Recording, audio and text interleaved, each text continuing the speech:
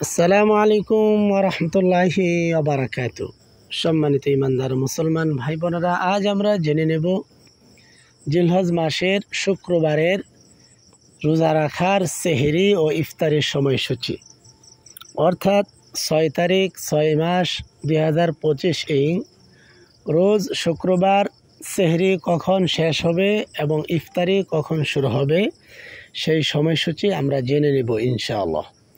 আমাদের বাংলাদেশে শুক্রবার হচ্ছে 9 আরাফা, যে রোজা সম্পর্কে নবী করিম সাল্লাল্লাহু আলাইহি ওয়াসাল্লাম বলেন, সামনের এবং পিছনের 1 বছরের গুনাহ খাতা আল্লাহ পাক মাফ করে দেয়। সুবহানাল্লাহ সুবহানাল্লাহ। অর্থাৎ যে একটি রোজা রাখার মাধ্যমে পিছনের 1 বছরের গুনাহ মাফ হবে এবং সামনের যে গুনাহটা এখনো হয়নি আল্লাহ পাক এমন সামনের 1 বছরের গুনাহ অগ্রিম মাফ করে দেবেন। সুবহানাল্লাহ।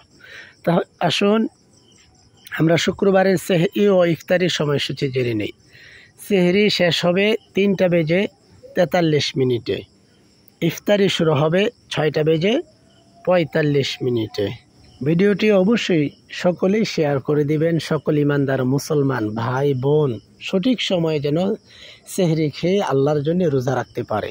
ছোট্ট করে একটি লাইক করে দেবেন, কমেন্ট করে আপনার মতামত জানিয়ে দেবেন, আর নতুন হলে সাবস্ক্রাইব করে পাশেই থাকবেন। আসসালামু আলাইকুম ওয়া রাহমাতুল্লাহি ওয়া বারাকাতুহু।